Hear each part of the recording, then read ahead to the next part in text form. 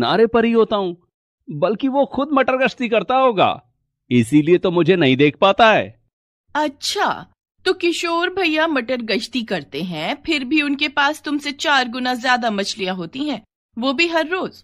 सच क्या है, मुझे अभी के अभी बताओ, क्या खिचड़ी पका रहे हो? कोई सौतन तो नहीं पाल ली ना तुमने? अरे रजनी, तुझे क्या हो गया है? क्या नाप शनाप सोच रही है? मैं सच कह रहा हूं, मैं सारा दिन किनारे पर ही होता हूं, विश्वास कर मेरी बात का। ठीक है, तो तुम ऐसे नहीं बताओगे। मैं जा रही हूँ, दोनों बच्चों को लेकर जा रही हूँ मायके। अब तुम्हें छुप छुप कर मिलने की जरूरत नहीं है, ले आओ उसे घर और यहीं रखो। इतना कहकर रजनी गुस्से में वहां से चल दी और अंदर जाकर अपने और अपने दोनों बच्चों का सामान बांधने लगी। सरजू ने उसे रोकने की बहुत कोशिश की, लेकिन रजनी ने तो जिद पकड़ ली थी। अब सरजू के पास सच कहने के अलावा और कोई रास्ता नहीं बचा था।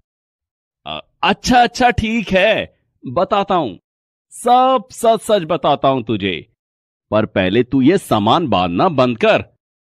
तू जैसा सोच रही है असल में वैसा कुछ भी नहीं है, मेरा किसी के साथ कोई चक्कर नहीं है। हाँ ये सच है कि मैं बस कुछ देर ही मछलियां पकड़ता हूं, लेकिन बाकी के वक्त मैं कुछ भी गलत नहीं करता, बल्कि मैं तो समुद्र के अंदर जाता हूं, पानी की गहराइयों में। हैं? कुछ भी मत बोलो तुम। समुद्र के अंदर कितना खतरा है, वहां ऐसे ही क्यों जाओगे तुम? और वहां जाकर करते क्या हो? रहने दो, तुम मुझसे झूठ बोल रहे हो। मैं जा रही हूं। अरे अरे तू रुक तो सही, ठहर जा, मेरे पास कुछ है जिसे देखकर तुझे मेरी बात पर भरोसा हो जाएगा। सरजू फौरन अपने कमरे में जाता है और वहां से एक पोटली लेकर आता है। उस पोटली के अंदर एक बड़ा और बहुत ही चमकीला मोती था, जिसे देखकर रजनी चौंक जाती है। ये कहां से मिला तुम्हें? ये तो। हाँ, ये वही खास मोती है जिसके चर्चे इस वक्त हर तरफ हो रहे हैं। ये मोती बहुत ही कीमती है और मैं इसे खुद ढूंढ कर लाया हूं। लेकिन ये तुम्हें कैसे मिल गया? इसके पीछे तो ना जाने कितने लोग हैं। मैंने सुना है शहर से एक बड़ा जहाज आया हुआ है और उसमें बड़े बड़े लोग आए हैं अपनी बड़ी बड़ी मशीनों के साथ, इसी मोती की तलाश में। हाँ, पर उन्हें ये नहीं मिला क्योंकि वो समुद्र के बारे में कुछ नहीं जानते। रजनी, असल में मेरे बाबा ने मरने से पहले मुझे इस मोती के बारे में सब कुछ बता दिया था।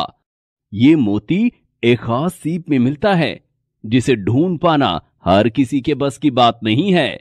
मैं हर रोज समुद्र के अंदर काफी गहराई तक जाता हूं और इतने दिनों की मेहनत के बाद जाकर मुझे ये मोती मिला है। ये तो बहुत ही बढ़िया बात है जी। अब तो हमारे दिन ही संवर जाएंगे। चलो इसे जाकर जहाज वालों को दे आते हैं, वो लोग इस मोती के बदले हमें खूब सारा पैसा दे देंगे। नहीं, तुझे कुछ नहीं पता।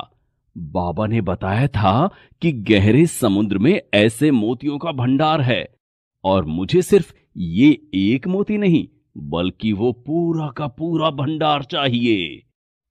लेकिन समुद्र में ऐसे ही जाना खतरनाक हो सकता है, वहां तो बड़ी बड़ी मछलियां भी होती होंगी ना? और नहीं तो क्या, बस जान हथेली पर लेकर जाता हूं मैं। बस एक बार मुझे इन मोतियों के भंडार का पता चल जाए, उसके बाद मुझे ये खतरा हर रोज मोल लेने की जरूरत नहीं होगी।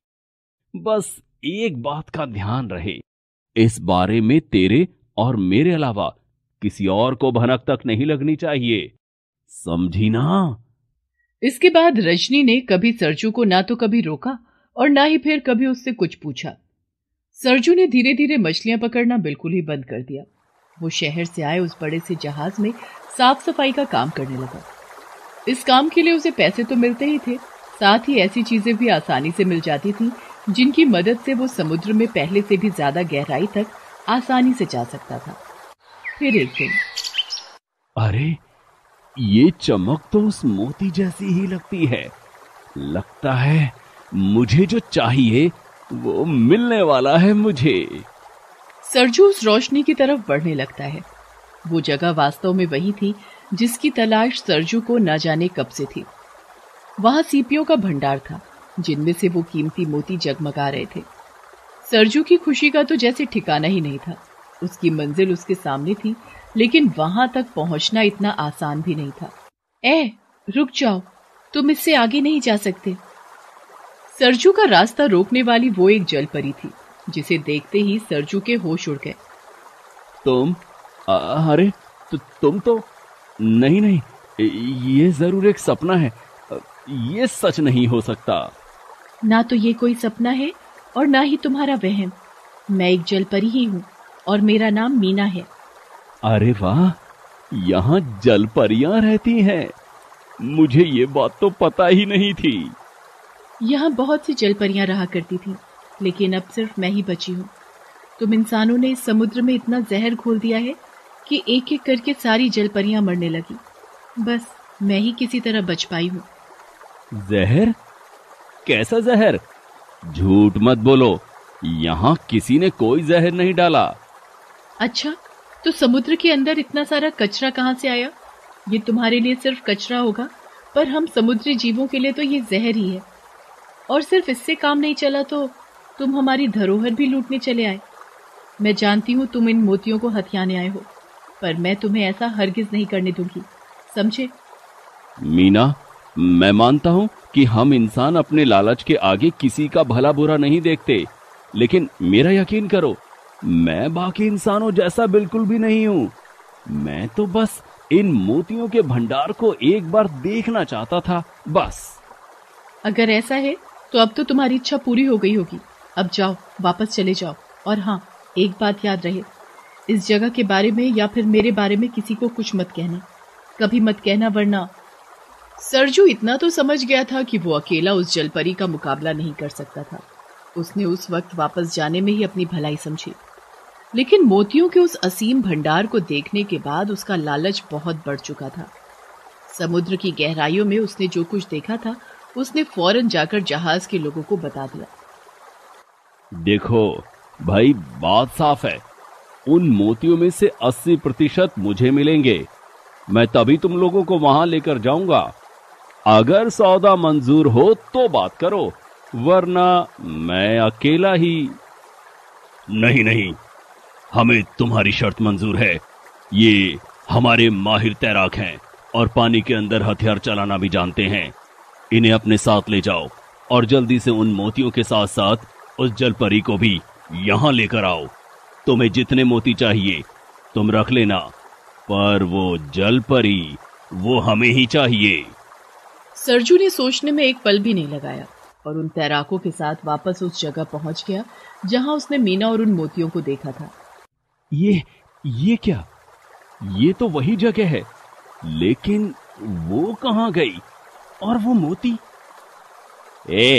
पिछले 5 घंटों से इधर उधर घुमा रहा है। सच सच बता, तू हम सबको पागल तो नहीं बना रहा?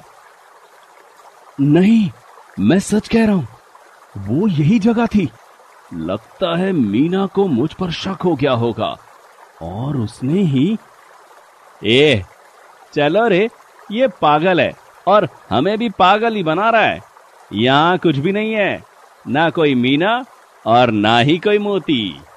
सभी तैराक किनारे पर वापस आ गए, लेकिन सरजू वो समुद्र में ही मीना और मोतियों की तलाश में घूमता रहा। तैरते तैरते वो काफी दूर निकल आया। तभी अचानक बचाओ, कोई बचाओ मुझे।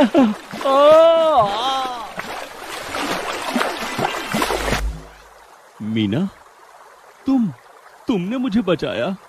हाँ, क्योंकि मैं तुम्हारी तरह नहीं हूँ। मुझे मालूम था कि तुम वापस जरूर आओगे। तुम्हारा लालच तुम्हारी आंखों में देख लिया था मैंने, इसीलिए सारे मोतियों के साथ मैं वहां से चली गई। मैं चाहती तो तुम्हारे किए की सजा तुम्हें अभी मिल सकती थी, लेकिन सच तो ये है कि तुम इंसान भले ही हम समुद्री जीवों से कितनी भी दुश्मनी निभाओ, लेकिन हम तुम्हारे जैसे नहीं हैं। मुझे माफ कर दो मीना, मुझसे बहुत बड़ी गलती हो गई। मुझे एहसास हो गया है कि लालच में आकर मैं कितनी बड़ी गलती करने जा रहा था। मैं तुमसे वादा करता हूँ कि अब कभी यहाँ दोबारा नहीं आऊंगा, ना अकेले और ना ही किसी के साथ। इतना कहकर सरजू वापस किनारे की तरफ तैरने लगा। मीना ने ना तो उसे रोका और ना ही उससे कुछ कहा, क्योंकि जैसे पहले उसने सरजू की आंखों से उसका लालच पहचान लिया था, ठीक वैसे ही अब उसका पछतावा और उसके वादे की सच्चाई को भी वो समझ गई थी।